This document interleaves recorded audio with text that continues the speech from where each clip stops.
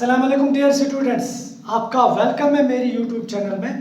बेटा आज हम नीट 2020 के कुछ और क्वेश्चंस करेंगे। तो चलिए क्वेश्चन नंबर 6 से शुरू करते हैं। क्वेश्चन नंबर 6 जो है बेटा, it is two bodies of masses 4 kg and 6 kg are tied to the ends of a massless string. The string passes over a pulley which is frictionless. The acceleration of the system in terms of acceleration due to gravity is। बेटा यहाँ पर दो messes दिए गए हैं, दो bodies दिए गए हैं जिनका मैस है एक का है 4 kg और दूसरी बॉडी का मैस जो है वो है 6 kg।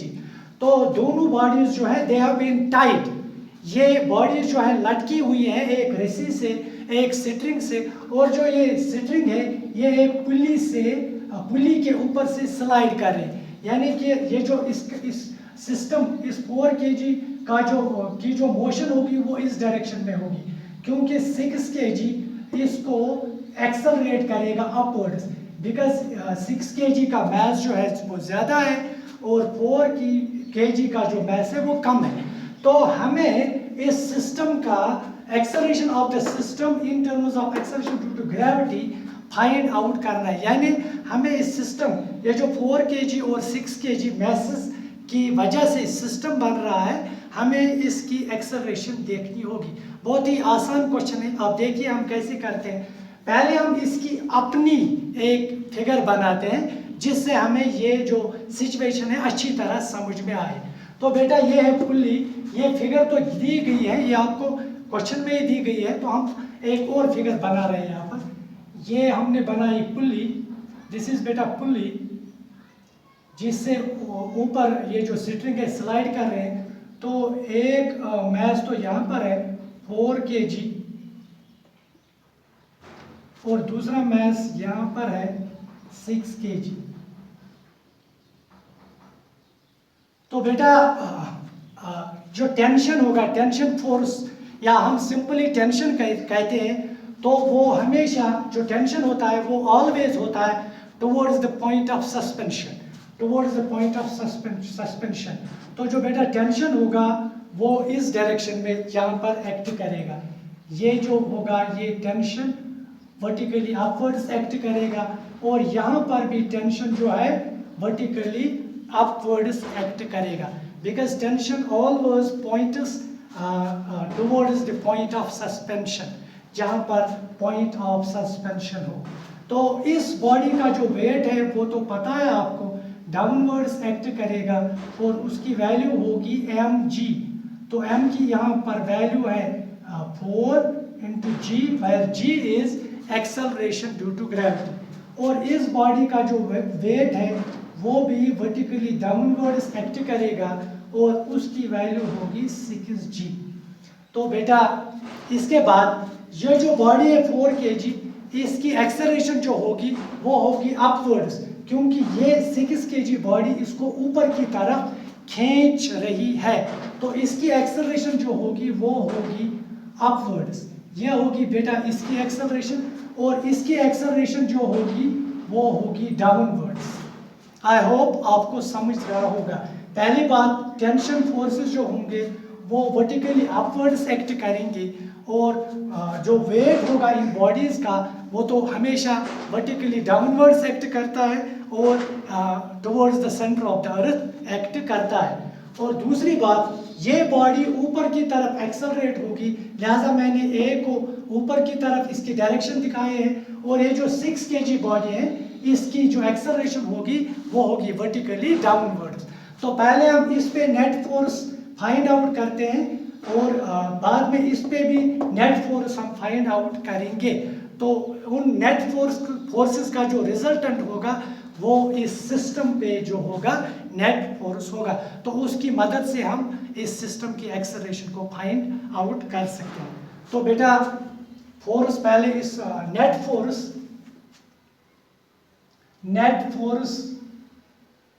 On 4 kg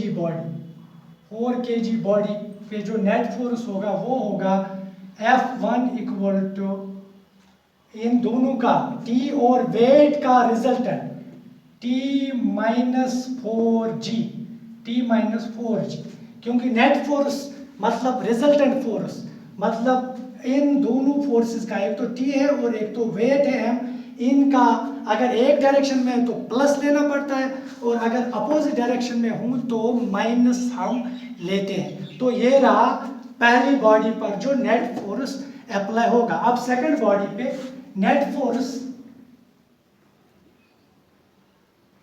on 6 kg body, net force on 6 kg body वो तो होगा F2 equal to T-6g, where g is acceleration due to gravity।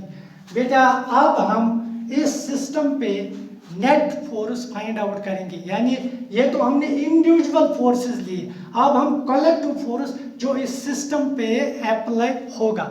तो चलिए बेटा यहां मैं net force on the system, net force on the system जो होगा वो होगा एफ नेट इक्वल टू इन दोनों की डिफरेंस, क्योंकि इसका नेट फोर्स ऊपर की तरफ है और इसका नेट फोर्स नीचे की तरफ है। तो अभी मैंने कहा कि जब हम रिजल्टेंट लेते हैं तो अगर अपोजिट डायरेक्शन हो तो उस सूरत में माइनस लेते हैं, अगर एक ही डायरेक्शन हो तो प्लस लेते हैं। तो यहाँ पर इसकी डायरेक्शन ऊपर है और इसकी डायरेक्शन नीचे, तो मैं यहाँ लिखना भूल गया, ये जो फोर्स होगा F1 it will be upwards, ये बेटा अपवर्ड्स होगा, क्योंकि इस पे जो नेट फोर्स लग रहा है वो वर्टिकली अपवर्ड्स लग रहा है, और ये जो फोर्स होगा T-6g it will be downwards, ये बेटा होगा डाउनवर्ड। तो जो नेट फोर्स होगा सिस्टम पे वो होगा इन दोनों का रिजल्टेंट, यानी इन दोनों का जो सब्ट्रैक्शन होगा।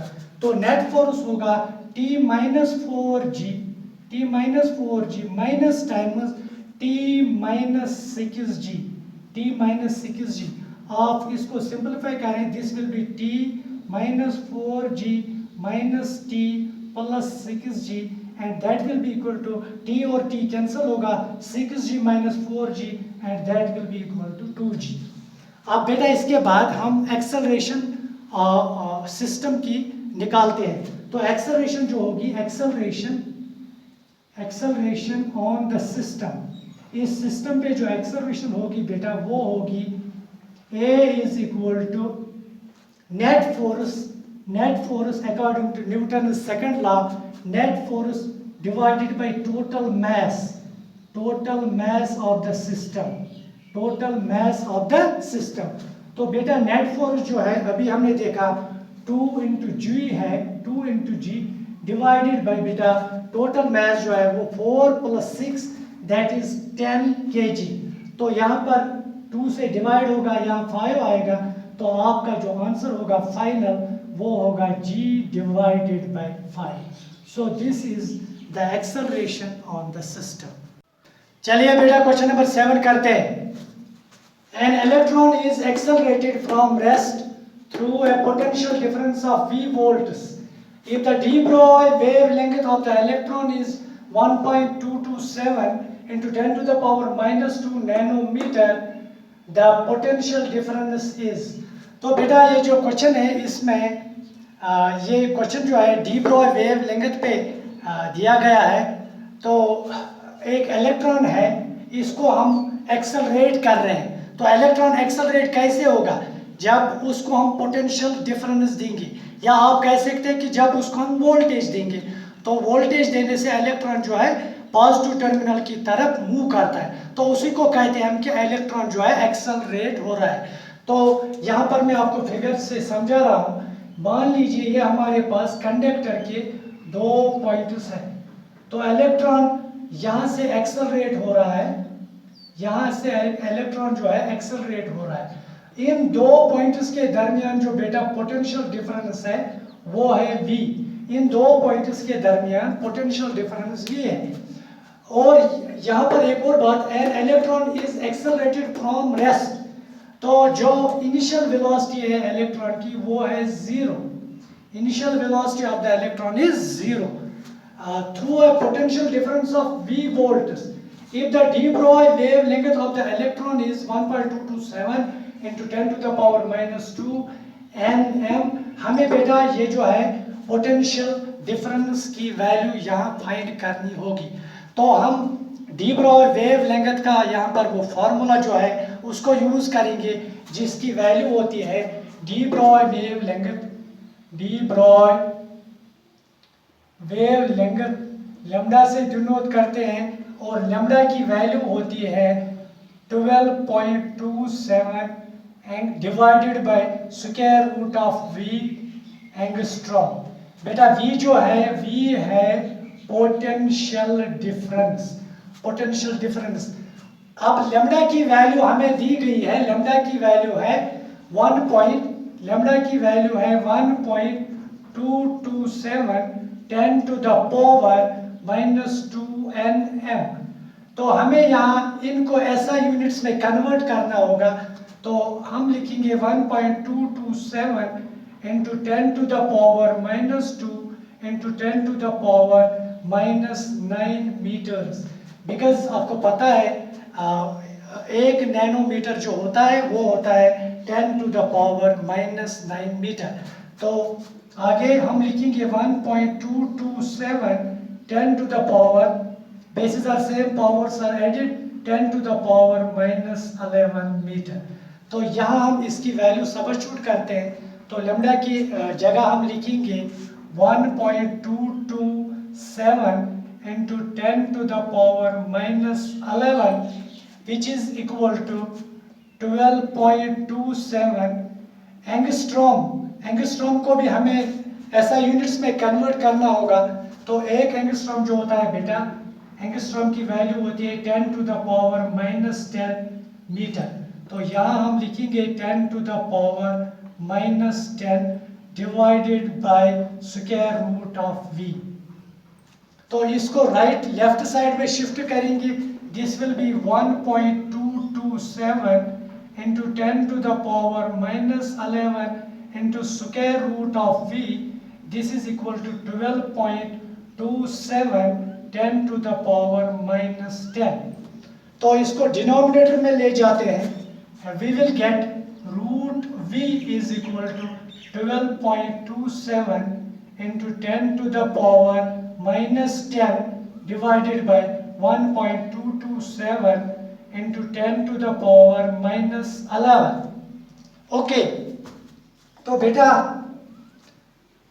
अब हमें थोड़ा यहाँ सिंप्लीफाई करना होगा इसको। 10 to the power -11 न्यूमरेटर में शिफ्ट होगा, यहाँ बचेगा, एक तो बचेगा 12.27 divided by 1.227 into 10 to the power 11। जब न्यूमरेटर में जाएगा इसका साइन पॉजिटिव होगा, तो bases are same, powers are added, हमें जो है 11 से 10 माइनस होगा, तो हमें 10 to the power 1 मिलेगा। तो अब आपको सिर्फ 12.27 को डिवाइड करना होगा 1.227 से, तो आपको जो मिलेगा वो मिलेगा, इसका जो रिजल्ट आएगा वो आपको 10 आएगा। सो वी हैव, अब आखिरी स्टेप इसका हम करेंगे यहाँ। सो बेटा दिस इज लेफ्ट साइड में है square root of v, square root of v मैंने बताया ये जो रेशो होगा ये आपको 10 के बराबर मिलेगा, इनटू दिस इज 10, तो हमें मिला 10 स्क्वायर। अब स्क्वायरिंग करेंगे बोथ साइड्स, तो इसका स्क्वायर 10 to the power 2 का स्क्वायर, स्क्वायर रूट कैंसिल होगा, so potential difference will be 10 to the power 4 volts. तो बेटा आंसर आएगा 10 to the power 4 volts. Okay, तो चलिए बेटा क्वेश्चन नंबर 8 करते हैं। Question number 8, in a certain region of space with volume 0.2 metre cube the electric potential is found to be 5 volts throughout, the magnitude of electric field in the region is। बेटा ये जो question है ये भी electrostatic से लिया गया है। तो एक रीजन ऑफ स्पेस है जिसका वॉल्यूम 0.2 मीटर क्यूब है, हमें जो इसमें जो इलेक्ट्रिक पोटेंशियल है, इस रीजन में जो इलेक्ट्रिक पोटेंशियल है वो है 5 वोल्ट थ्रू आउट। इसका मतलब है जो इस स्पेस में, इस रीजन में इलेक्ट्रिक पोटेंशियल है वो कांस्टेंट है, क्योंकि यहाँ पर लिखा है 5 volt through out. Through out का मतलब होता है हर जगह स्पेस में। आप मान लीजिए ये हमारा कोई स्फेरिकल स्पेस है, तो इसमें इस पॉइंट पे भी 5 वोल्ट पोटेंशियल है, इस पॉइंट पे भी 5 वोल्ट पोटेंशियल है, और इस पॉइंट पे भी जो इलेक्ट्रिक पोटेंशियल है उसकी वैल्यू है 5 वोल्ट। तो ये जो रीजन ऑफ स्पेस है इसमें इलेक्ट्रिक पोटेंशियल हर जगह 5 वोल्ट है। तो हम लिख सकते हैं जो V हमारा पोटेंशियल दिया गया है, इलेक्ट्रिक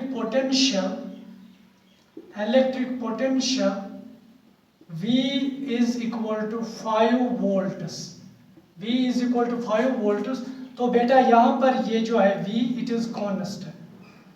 तो ये पॉइंट इंपॉर्टेंट है इस क्वेश्चन को सॉल्व करने के लिए। वो ये कि जो इलेक्ट्रिक पोटेंशियल है it is everywhere constant in this region of space. तो बेटा यहाँ पर मैंने एक सोर्स चार्ज पॉजिटिव कंसिडर किए हैं, और मैंने यहाँ पर एक point at a distance r from the source charge पे एक पॉइंट कंसिडर किया है। तो मैंने यहाँ एक टेस्ट चार्ज रखी। तो जितना हम सोर्स चार्ज से दूर जाएंगे इसका जो इलेक्ट्रिक पोटेंशियल है वो डिक्रीज होता जाएगा। जितना हम इस सोर्स चार्ज से अवे जाएंगे इस टेस्ट चार्ज का या इस पॉइंट का जो पोटेंशियल है इलेक्ट्रिक पोटेंशियल वो डिक्रीज होता जाएगा, क्योंकि हमें पता है जो पोटेंशियल होता है बेटा it is inversely proportional to R। यानी अगर R ज़्यादा होगा तो इलेक्ट्रिक पोटेंशियल जो है वो कम होगा, और अगर R कम होगा तो इलेक्ट्रिक पोटेंशियल ज़्यादा होगा। तो जितना हम इस सोर्स चार्ज से दूर जाएंगे इस पॉइंट का या उन पॉइंट्स का इलेक्ट्रिक पोटेंशियल डिक्रीज होता जाएगा। तो बेटा ये जो पोटेंशियल में चेंज आती है with respect to distance, with respect to length, इसको हम कहते हैं पोटेंशियल ग्रेडियंट। इसको हम कहते हैं potential gradient. Potential gradient and this is denoted by dV by dr, यानी rate of change of electric potential with respect to distance, या आप यूं भी कह सकते हैं fall in electric potential with respect to distance। तो बेटा हमारे पास एक रिलेशन है इलेक्ट्रोस्टैटिक्स में हम पढ़ते हैं जो इलेक्ट्रिक फील्ड की इंटेंसिटी होती है किसी पॉइंट पे, इस पॉइंट पे या किसी और पॉइंट पे, that is equal to negative of the potential gradient. Electric field की इंटेंसिटी जो होती है वो negative of the potential gradient के बराबर होती है, यानी E is equal to electric field intensity that will be minus dV by dr। तो यहाँ जो V है it is constant, V is equal to 5। तो अगर हम इसकी डिफरेंशिएशन करें विद रिस्पेक्ट टू R तो वो हमें मिलेगा dV by dr is equal to 0, क्योंकि हमें पता है कांस्टेंट की डिफरेंशिएशन 0 होती है। तो यहाँ हम लिख सकते हैं E is equal dV by dr is equal to 0। So जो इलेक्ट्रिक फील्ड इंटेंसिटी होगी वो होगी 0। तो बेटा जो हमारा आंसर है that is part number C which is equal to 0। तो आपको इतना याद रखना है इस क्वेश्चन में जो पोटेंशियल दिया गया है वो 5 वोल्ट थ्रू आउट दिया गया है। तो पोटेंशियल कांस्टेंट है, इट मीन्स पोटेंशियल ग्रेडियंट जो होगा वो 0 होगा, क्योंकि पोटेंशियल ग्रेडियंट होता है rate of change of potential with respect to distance. Potential constant it means potential का डेरिवेटिव जो होगा वो 0 होगा। इलेक्ट्रिक फील्ड की वैल्यू होती है minus dV by dr, dV by dr is equal to 0, so E is equal to 0। तो बेटा ये तो था क्वेश्चन। तो बेटा ये इस वीडियो का आखिरी क्वेश्चन था। मिलते हैं नीट 2020 के थर्ड पार्ट में। खुदा हाफिज।